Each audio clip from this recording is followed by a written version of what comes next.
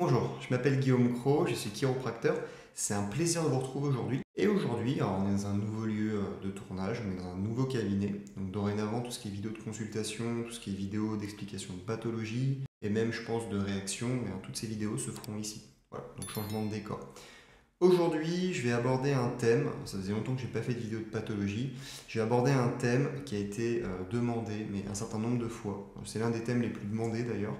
Je parle bien sûr de l'épicondylite, ou ce qu'on appelle vulgairement la tendinite du coude. D'accord.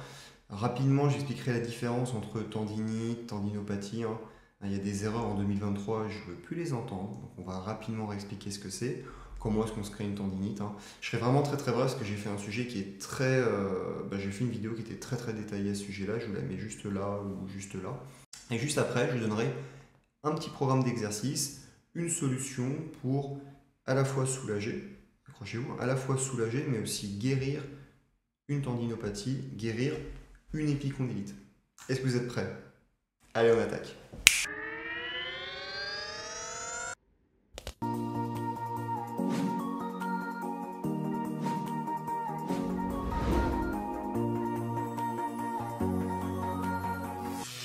Alors, on va reprendre la base de la base.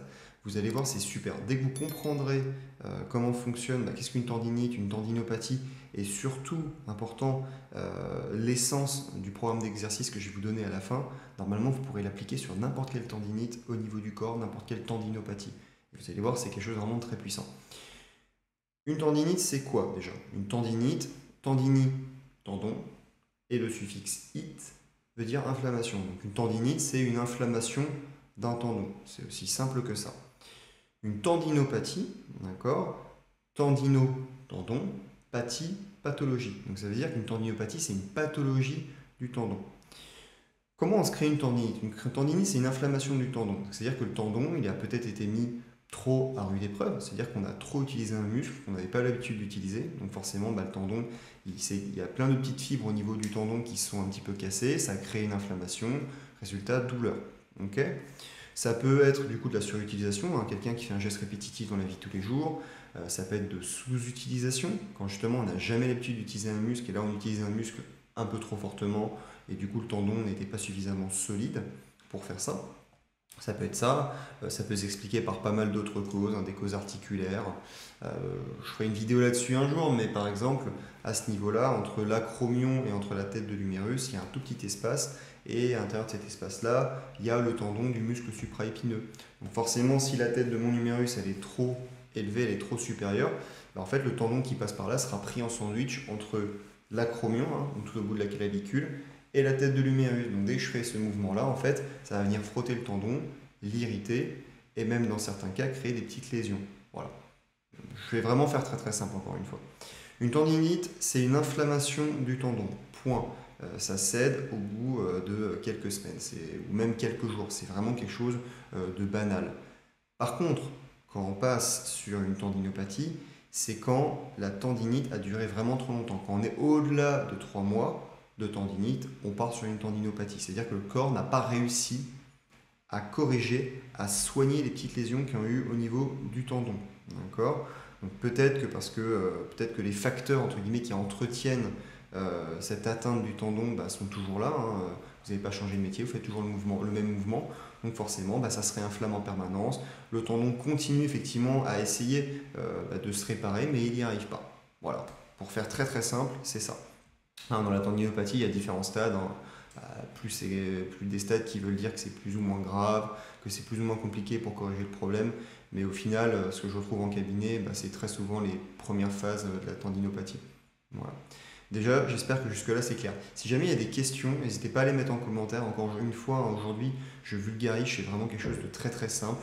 Donc forcément, il y aura des approximations qui vont faire grincer des dents certains professionnels de santé. C'est normal, d'accord? Voilà. Maintenant, on va s'attarder un peu plus sur ce qu'on appelle l'épicondylite. Épicondylite, ça correspond à une tendinite, une tendinopathie, des épicondyliens. Donc les épicondyliens, c'est les muscles qu'on va avoir juste à ce niveau-là. C'est les muscles qui permettent effectivement l'extension, hein, ils permettent l'extension du poignet, entre autres choses. Majoritairement, c'est les extenseurs du carpe. D'accord? C'est pour ça que si vous faites ce mouvement-là, vous allez sentir qui bosse. Ok? Quand vous avez une épicondylite, normalement, quand vous palpez les tendons, ça fait mal. Quand vous les étirez, ça fait mal. Quand vous faites de la contre-résistance, vous résistez, et vous essayez de faire une extension du poignet, que vous résistez, ça fait mal. Normalement, si vous avez cette triade entre guillemets de symptômes, il y a très forte chance que vous ayez au moins une tendinite, voire une tendinopathie. D'accord? Pour corriger ce problème, parce que là, c'est là où ça devient intéressant, il y a un programme. C'est pas moi qui l'ai inventé, hein, ça s'appelle le protocole Stanish. Ça fait très très carré, ça fait très très scolaire. Et c'est scolaire en fait, mais au final ça fonctionne vachement bien. Le protocole Stanish, c'est quoi? Dans l'idée, c'est une suite d'exercices, un protocole avec des étapes très simples.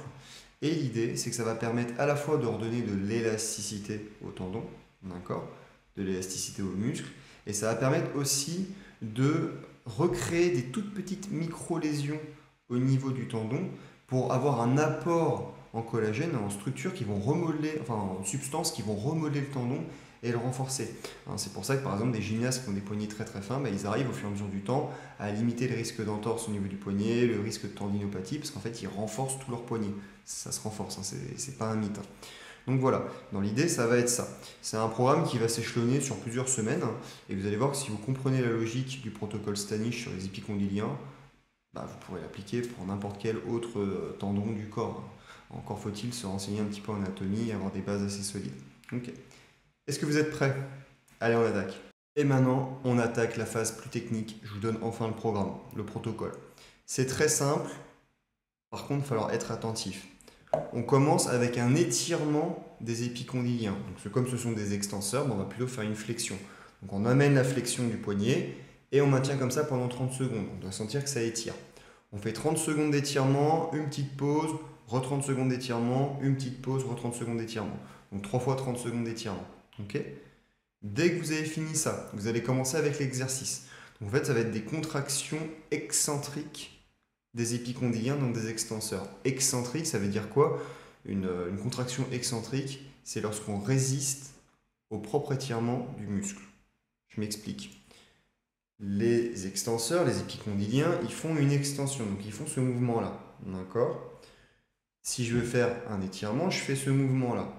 Donc ce que je vais faire, je vais prendre un poids dans ma main, donc vous pouvez miser, je sais pas, prendre par exemple 250 grammes.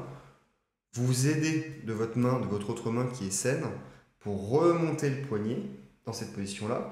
Et là maintenant, vous allez résister contre la gravité et contre le poids qu'il y a dans la main qui attire votre main vers le bas. Et vous résistez et ça descend. Forcément, avec un stylo, ça paraît ridicule. Et vous prendrez un poids plus important. Le poids va vraiment tirer votre poignet vers le bas et vous allez résister. Et à chaque fois que vous faites une répétition, vous vous aidez de votre main pour remettre le poignet dans cette position-là. D'accord? Vous ferez 3 séries de 10 répétitions. Ok? Juste après ça, vous refaites 3 fois 30 secondes d'étirement. Et à la fin, vous mettez 20 minutes de glace à ce niveau-là. Ok?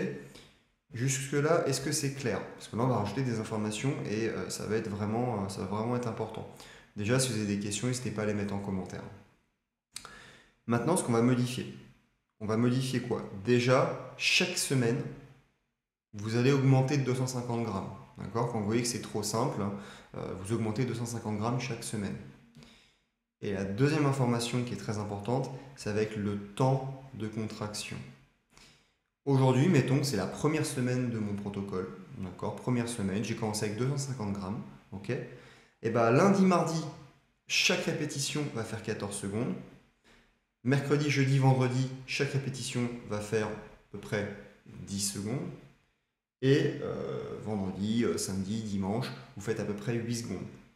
Donc ça veut dire quoi? Ça veut dire que lundi, mardi, chaque répétition de mes exercices, ça va être je m'aide et pendant 14 secondes, je résiste. 1, 2, 3, 4, 5, 6, 7, 8, 9, 10, 11, 12, 13, 14. Ok? Et je recommence pour 14 secondes. Ok? 3 fois 10 répétitions de cet exercice-là. Je vous mettrai en PDF un protocole qui n'est pas trop mal fait.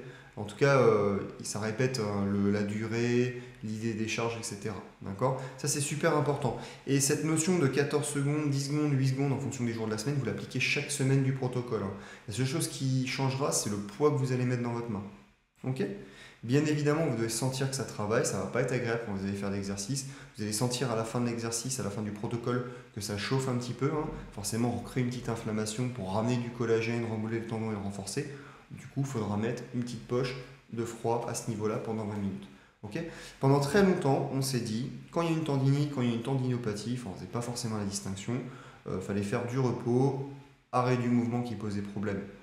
Eh ouais, mais le problème, c'est qu'en fait, si on arrête d'utiliser son bras, bah, le jour où on réutilise le muscle ou le tendon qui pose problème, on va se le réinflammer. Donc plutôt que de se limiter dans ces activités, on va plutôt renforcer le tendon. D'accord? Alors là, hein, je parle vraiment de tout ce qui est hors tendinite très aiguë, hein. Si vous venez juste d'avoir une petite tendinite, ça fait 1 ou 2 semaines, vous faites un petit peu de repos, hein, vous limitez les activités. Mais si vous voyez que ça traîne quelques mois, à ce moment-là, ça peut être intéressant de faire ce type de protocole. Ok. Encore une fois, c'était une vidéo qui était vraiment très très simple, hein. Je vous mettrai un petit PDF en dessous avec un protocole où tout est réexpliqué. Et au plaisir de lire vos commentaires. Si ça vous a plu, n'hésitez pas à mettre un petit pouce bleu, à vous abonner. Et on se retrouve très très vite pour une prochaine vidéo. Merci et au revoir.